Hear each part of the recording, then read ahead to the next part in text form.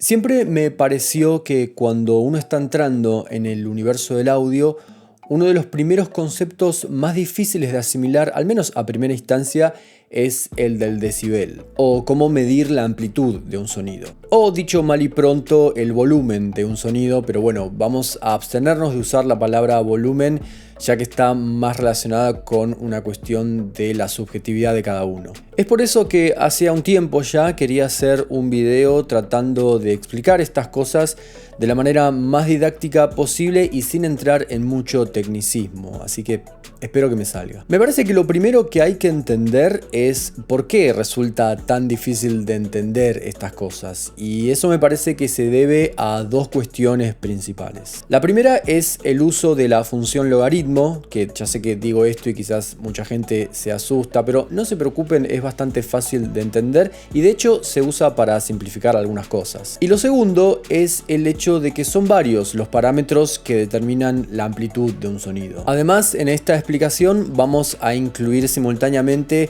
tanto los parámetros en el universo acústico, en donde tenemos nuestra voz o un instrumento acústico, el aire y nuestros oídos, tanto como para el universo eléctrico, donde tenemos micrófonos, cables, parlantes, etc. En el universo acústico tenemos dos parámetros principales, que son por un lado la presión sonora, que es la fuerza aplicada sobre un medio, que en nuestro caso va a ser el aire, capaz de generar frentes de presión que con nuestros oídos vamos a percibir como sonido. Se mide en pascales o cualquier otra unidad de medida de presión. Y depende, entre otros parámetros, de la potencia acústica, que es la capacidad que tiene una fuente de generar esa presión sonora. Y se mide en watts. Asimismo, en el dominio eléctrico tenemos a la tensión eléctrica, que es la fuerza capaz de poner en movimiento electrones que generen corriente eléctrica. Y si lo que acabo de decir les resulta familiar es porque sí, la tensión eléctrica es el equivalente eléctrico de la presión sonora y se mide en volts. Este parámetro también depende de la potencia eléctrica,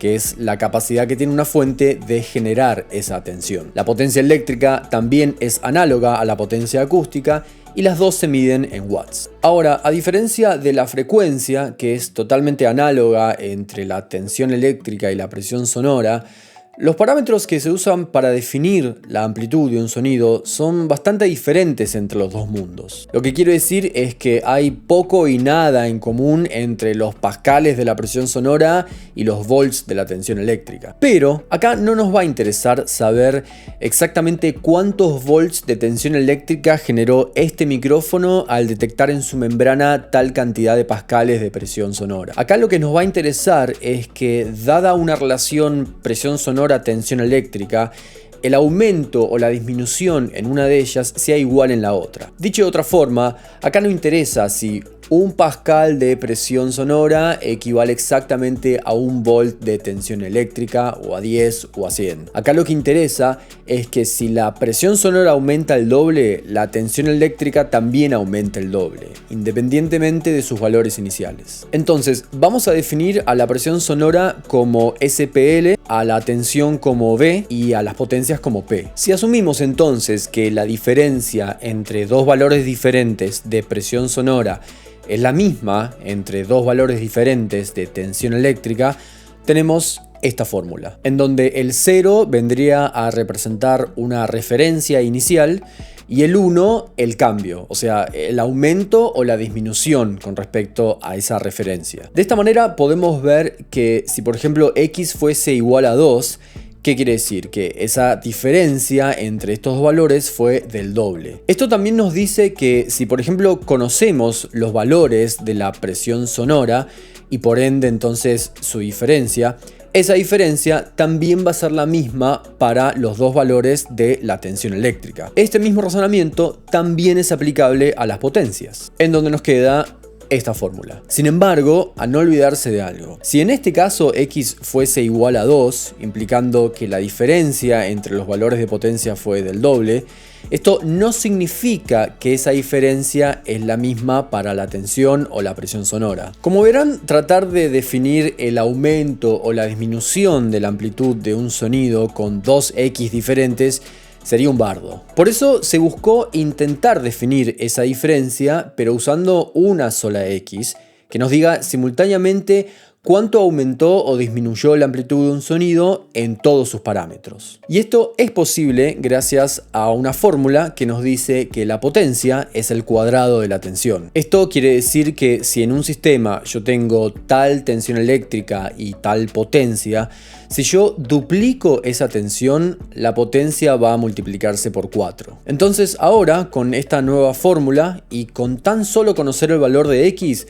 vamos a saber cuánto aumento o cuánta disminución hubo en todos los parámetros. Pero a no olvidarse de esto, X es solamente un número que indica una relación entre dos valores, no es una unidad de medida. Ahora bien, a la hora de medir los cambios de amplitud de un sonido, lógicamente tenemos que tener en cuenta cómo percibe nuestro oído esos cambios. Y con el tiempo se descubrió que la respuesta de nuestro oído a los cambios de amplitud de un sonido no es lineal.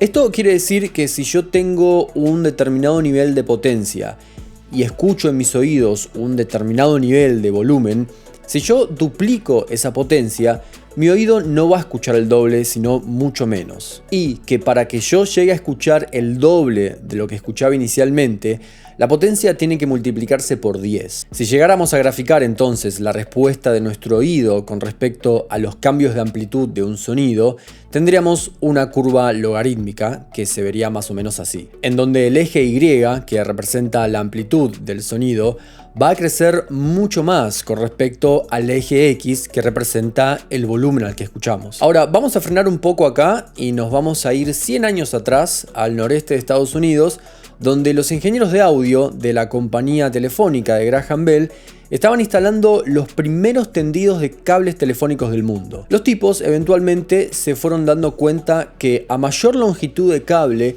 mayor era la pérdida de potencia de la señal. O sea, la gente del otro lado del teléfono iba escuchando cada vez menos a medida que se alejaban. Por supuesto, antes de intentar paliar este problema, tuvieron que medir primero cuánto era exactamente esa pérdida. Tomaron como referencia una milla de cable y se dieron cuenta que al final de esa milla la potencia había perdido un 20% de su nivel inicial. Entonces, si por ejemplo iniciaban el tendido de cables telefónicos con 100 watts, después de una milla de cable tenían 80 watts. Después de otra milla de cable tenían 64 watts y así sucesivamente. Acuérdense que después de la primera milla ya se empezaba con 80 watts. O sea, en la segunda se perdía el 20% de este nivel, no del nivel inicial. Fíjense que si queremos graficar esto, nos vuelve a dar una curva logarítmica. Luego de este estudio, se estandarizó que para leer los valores de potencia de una manera más fácil, se aplique la función logaritmo sobre esos números. Ahora, ¿por qué logaritmo? ¿Qué es logaritmo? Bueno, el logaritmo es una función matemática que nos indica a cuánto debo elevar un número para llegar a un determinado resultado. Entonces, si tengo a a la x igual y, se dice que a es la base y entonces x es el logaritmo en base a de y. Por una cuestión de estandarización, la base que vamos a usar nosotros de ahora en adelante es 10. O sea, ¿a qué potencia tengo que elevar el número 10 para llegar a estos resultados? Lo bueno del logaritmo es que se puede usar para simplificar. Entonces, si yo por ejemplo tengo 100, 1000 y 10.000, si yo a todos les aplico el logaritmo en base 10, me queda 2, 3 y 4. Entonces, si aplico esto al ejemplo que di, en donde empezábamos nuestro tendido de cables con 100 watts, seguramente no eran 100 watts los que usaban, pero bueno, acuérdense que esto es solo para ejemplificar. Entonces, en vez de leerlo como 100 watts, lo leo como el logaritmo de 100, que es 2. Logaritmo de 80 es 1.9, logaritmo de 64, 1.8 y así sucesivamente. Nótese que si ahora hacemos un gráfico con estos nuevos valores, ahora la curva me queda recta. A este resultado del logaritmo se lo nombró el Bell, en honor a Graham Bell. De esta manera, ahora se ve que la pérdida de potencia por milla era de 0.1 Bells, que también se lo puede expresar como una décima parte de un Bell, o sea, un decibel. Y así fue como nació y se aplicó por primera vez el concepto del decibel. Ahora sí podemos volver a nuestra curva logarítmica que representaba la respuesta del oído humano. Y podemos aplicar la misma lógica. Pequeña aclaración por las dudas, el logaritmo obviamente se aplica sobre un número, o sea, no se puede aplicar sobre 100 watts.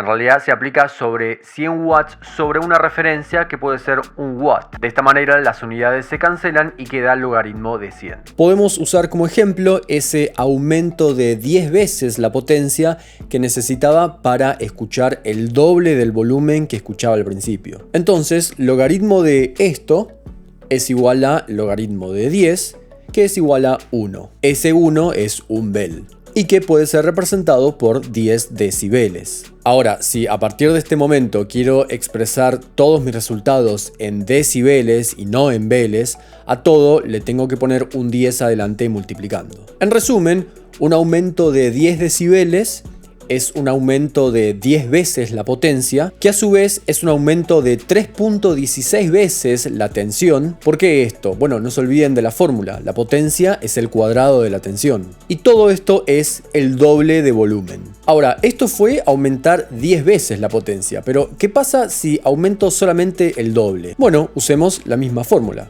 Me queda entonces 10 por logaritmo de 2 igual a 3. El aumento o la disminución de 3 decibeles para, no todos, pero para mucha gente en la industria, es como la unidad. O sea, imagínense que el fader de una consola se mueva de a puntos. Bueno, esos puntos estarían a una distancia de 3 decibeles. Esto obviamente no funciona para todos. Hay gente que percibe cambios en la amplitud menores a 3 decibeles. A mí ya no me pasa, quizás esté un poco quemado, pero bueno, cuando estoy trabajando y si por ejemplo el guitarrista me pide que le suba un puntito a la voz en su monitor, yo le subo 3 decibeles. Ahora, si lo que queremos es variar la tensión y no la potencia, la fórmula cambia un poco. ¿Por qué? Bueno, porque ya vimos que esto es igual a esto. Cuando calculamos con logaritmos, el exponente pasa a multiplicar. Entonces me quedaría así, que es igual a esto. Entonces, si lo que queremos es aumentar 10 veces la tensión, la fórmula quedaría como 20 por logaritmo de 10, que es igual a 20 decibeles. Y si solamente se duplica, quedaría 20 por logaritmo de 2, que es igual a 6 decibeles. Ahora, para terminar, un par de ejemplos con algunos resultados que es bueno tener en cuenta. Si el valor de la amplitud que queremos medir coincide con la referencia, o sea que no varió en nada, no aumentó ni disminuyó, el resultado va a ser 0 dB, porque el logaritmo de 1 es 0 y obviamente cualquier cosa que le multiplique a eso resultará en 0. Por lo que entonces, cuando vean 0 decibeles, eso quiere decir que no hubo ningún cambio. A esto también se le llama ganancia unitaria. Y otro más. Supongamos que conocemos el valor de la amplitud que queremos medir y este es 0 watts o 0 volts, o sea, ausencia total de señal. La cuenta me dará infinito decibeles, porque logaritmo de 0 es infinito. Es por este motivo que van a ver en las consolas cuando lleven el fader abajo de todo, van a ver menos infinito dB. Bueno, por el momento eso es todo. Creo que a modo de primer pantallazo espero haya servido. Me faltaría complementarlo con conceptos como el del decibel referenciado, pero bueno, eso lo voy a dejar para otro video. Así que espero que me haya salido bien la explicación, que lo hayan entendido, que les sirva. Y como siempre, cualquier pregunta la pueden dejar en los comentarios. Y nos vemos en el video que viene, que seguramente no tenga nada que ver con esto. Cuídense.